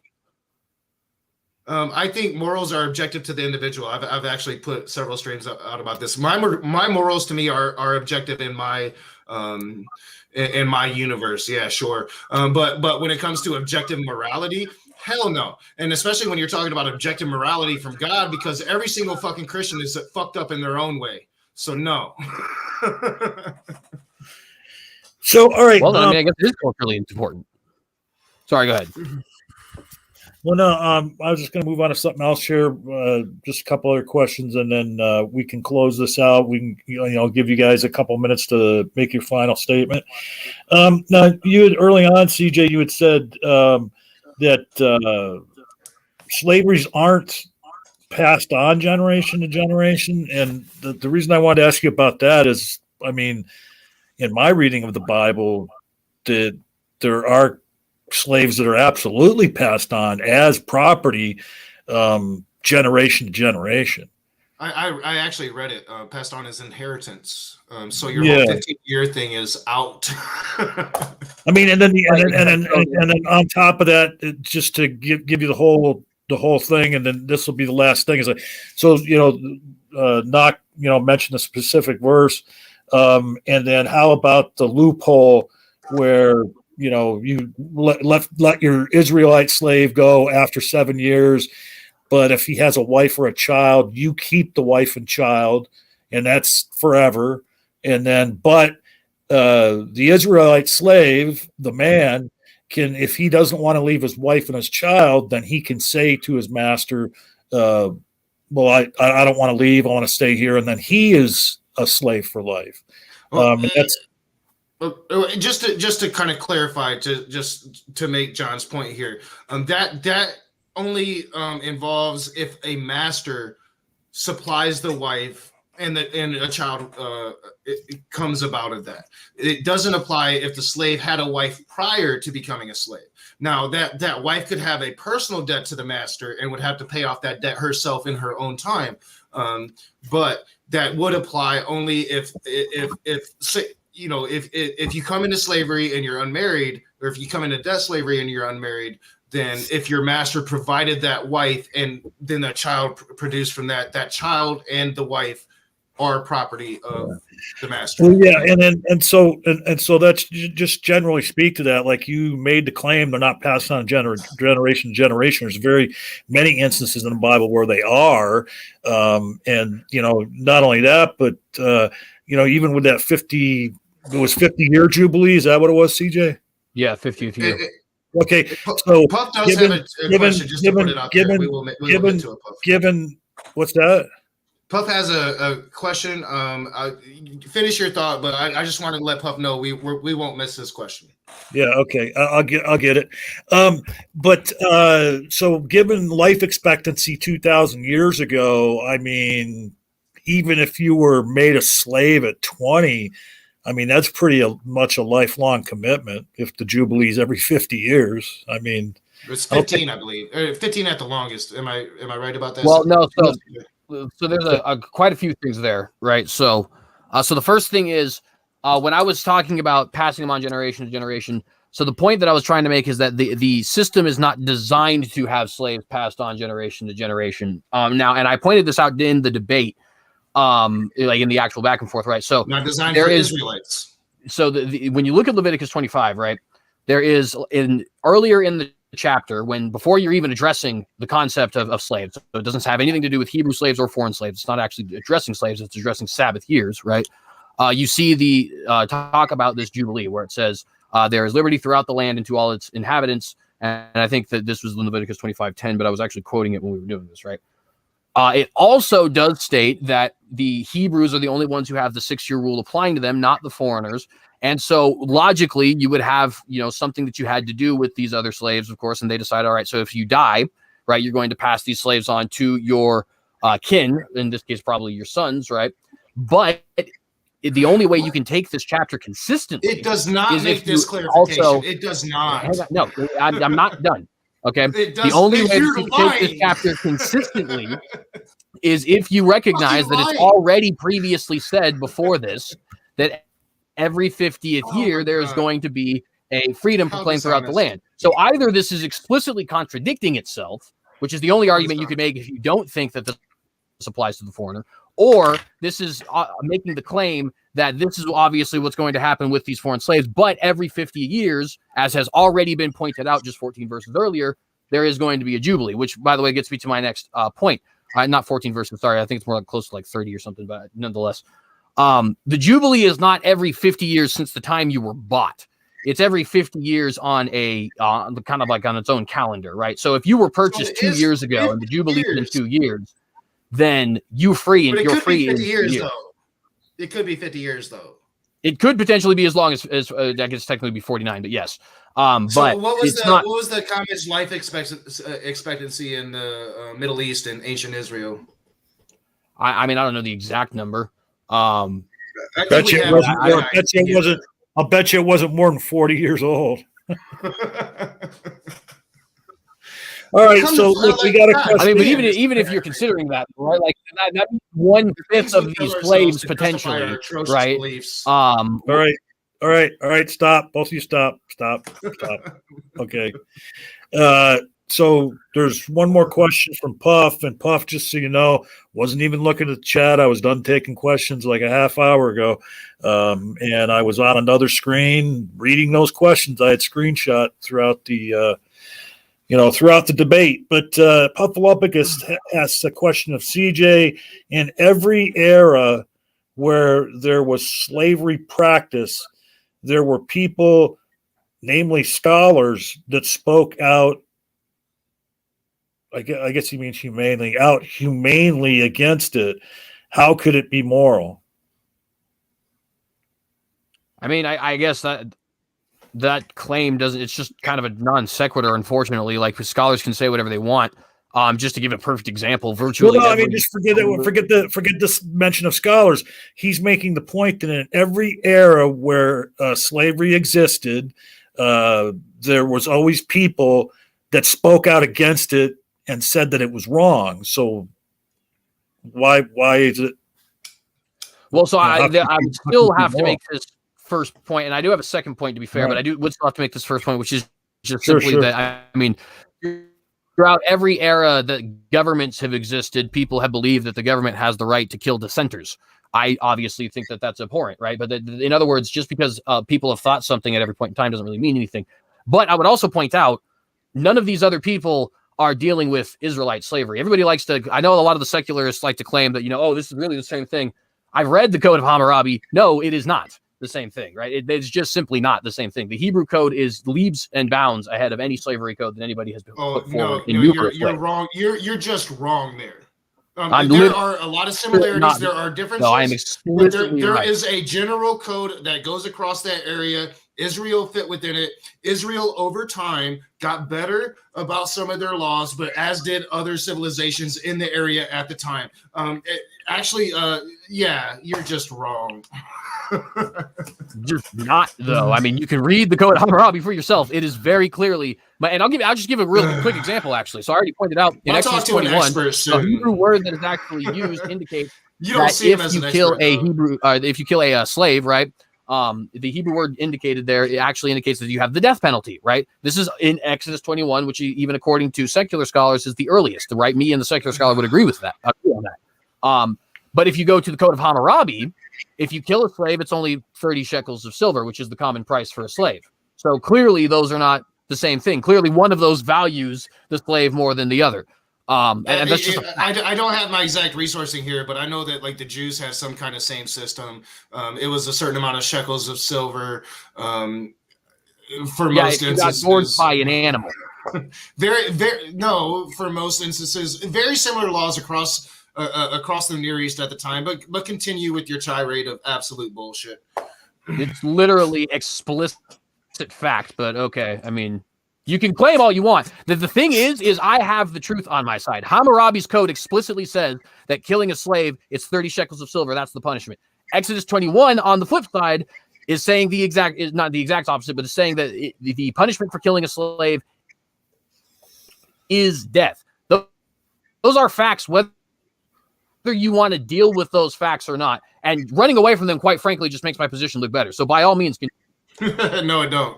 All right, hey, real quick, I just want to point something out to Puffalopagus, who seems a little, I don't know, like butthurt that I've missed his question. And I said, hey, you know, it's we started Puff, the Q. Puff's a friend. I mean, we started the Q&A, and I said to him, I'm like, well, hey, we started the Q&A, and you know, like 30 minutes ago, I've been watching live chat, yada, yada. And he said that, well, I literally posted my question 30 minutes ago. Puff, it is now 9:55. You posted your question at 9:42. I mean, that's nowhere literally near a half hour ago. But anyway, love you, Puff. Love you. Yeah, I'm 57 years old, and older people, time goes faster for them. I think maybe you might have a time frame of a 57-year-old, Puff, if you think it was a half hour ago. So, look, we're going to give each person closing remarks. Take up to 5 minutes to say your piece and you know, insult your interlocutor if you want. But CJ, we will allow you to go first. CJ? Oh, well, yeah. So I just want to obviously say I appreciate again having the conversation. Obviously, this is what I aim to do for my career, is being an apologist. So hopefully this is something that we have a lot more of. So what I think has been clearly laid out in this conversation is, number one, that the system of slavery as poverty rather than oppress them. Number two, that the rights of the people were recognized in ways that they were not recognized anywhere else at any other point in the world, including but not limited to not being able to just go around beating your slaves, not being able to kill your slaves, and in fact, even having a death penalty for it, cosmetic damage causing your slaves to be made free, so on and so forth. And number three, that given the time period and the methods that were available to the Israelites at that time, that this was indeed the most ethical option that was available to them. And I stand by that. And I would debate that with anyone else at this point. I mean, you can get, you know, some Dr. Joshes or Matt Dillahunties or what have you, right? Because this is something that I actually firmly do believe. It seems to me like the only actual response we have to this, when people are actually seriously trying to attack this rather than just address it honestly, is bloviation and insult and anger. And to be frank, that tends to be what we usually see in any moral conversation regarding the Bible. It doesn't matter if we're talking about homosexuality. It doesn't matter if we're talking about the destruction of the people in Noah's day. Whenever we seem to have a conversation about morals and the Bible, there's one group of people who they may believe it, they may not, but they're actually taking it seriously, and as a result are dealing with it honestly. And there's another group of people who just want to get mad at it because they don't like the rules. Frankly, I believe that we are currently in the ladder of that conversation, but we usually are when we have these conversations. So it's not like I was expecting anything different. I think it's clear. This system, when you compare it to any other system that has existed throughout history, is easily standout, unique, progressive, well ahead of its time, and unmatched bare minimum until the last 100 years. You could make arguments even for the last 100 years. And I think, interestingly enough, if we were having a political conversation, all of the progressives in this audience probably would make the same arguments that I'm making, as far as thinking that we have some pretty terrible things going on in the modern day with 1.5 million homeless and so on and so forth. But with that, I would just say if anybody wants to obviously check me out, go to the Synagogue on any social media or anything like that, as well as video streaming service, YouTube, BitChute, Rumble, whatever happens to be. I do apologetics, talk about news, going to get into history and philosophy, all that kind of stuff. My name is CJ Cox. God bless you. And that's about it. All right. Knock, your closing comments. All right. Well, first off, despite the heat here, and as aggravating as this debate was for me, I do want to acknowledge that on an unrelated topic, CJ Cox has made me smile several times today. I'm actually really happy with CJ Cox today until this debate, and this debate is its own thing. And CJ, we're gonna have to talk about this some more, my dude. But I just want to go back to my opening because slavery is wrong. Slavery's wrong. I'm sorry. Owning another human being is wrong, and it's wrong for reasons. And I listed some of those in my opening, and I just want to reiterate it as I close. Slavery increases total human unhappiness. The slave owner treats the slaves as the means to achieve the slave owner's ends, not as an end in themselves. Slavery exploits and degrades human beings. Slavery violates human rights. The Universal Declaration of Human Rights explicitly forbids slavery and many of the practices associated with slavery. That was something we did as a progressing world, not something that God did, ever. Article 1, Universal Declaration of Human Rights states that all human beings are born free and equal in dignity and rights. They are endowed with reason and conscience and should act towards one another in a spirit of brotherhood. Article 4, Universal Declaration of Human Rights states no one shall be held in slavery or servitude.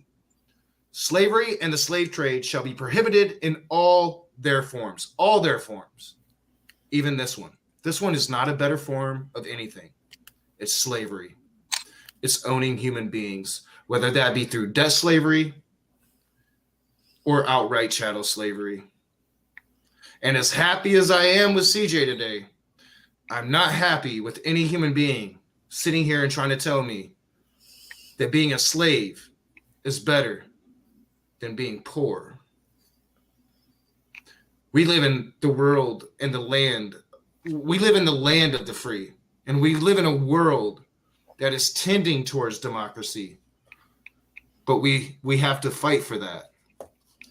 And the first fight, it starts in the fucking Bible. That's my closing statement. Okay.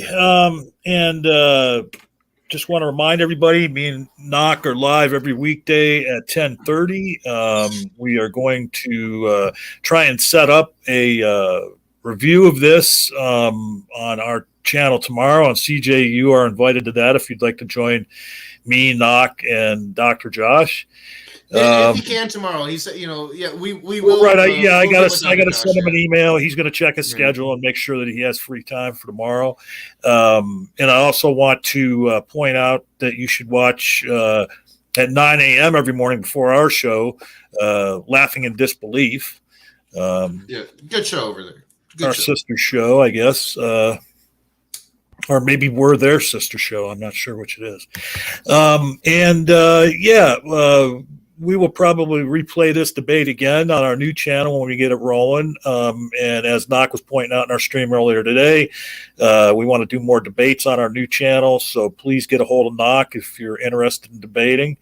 I'm sure we will have CJ over on the new channel to debate Nok again. It's always the first of many topics, CJ. We'll know the second one soon, because CJ put out a list of topics, and I'm down to debate one of them. Yeah. Yeah, I mean, it's always a spirited conversation when you Also and CJ down. get Also together. down. And always spirited conversation when you two get together.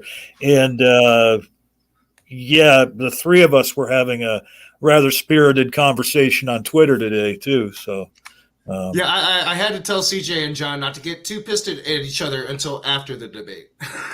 So, all right. So we're gonna get out of here, I guess. CJ, anything coming up on your channel that people should know about? Well, so I mean, nothing too big. I'll be talking a little bit about some of the stuff that Max Lucado has said recently, and also some of the stuff that Brandon Tatum has said. Not that those things are related to each other, but if anybody's interested in getting yet another Christian perspective on those things, as if there isn't 1,000 on YouTube already, that's kind of what I got planned for this weekend. Okay. and some of those Christian perspectives are definitely worth watching. Yeah, I was very, very pleased with the Christian perspective of a topic we've been talking about, CJ's Christian perspective. Yeah, I'm actually really happy with CJ today. So. Yeah, and I know exactly what you're talking about. I was able to see him on a stream earlier today, and I have to say I was pretty pleased with the things he had to say on the topic you're talking about now that we shall not mention. Yeah, and I'm not even going to mention it in my plug for just come check out Saturday. It'll be worth it. Ryan the Presbyterian. Well, I appreciate that. So, all right, we're going to get out of here. I'm going to just throw it to these guys because they're the ones who press the buttons and shit. So they've got to end the stream. I have no control over that. So yeah, I'm just gonna run music for a moment. But yeah, feel free to end whenever you want, CJ. I'm gonna go ahead and end out here. Thank you guys. I love my patrons. You guys are the shit. We'll see you tomorrow morning.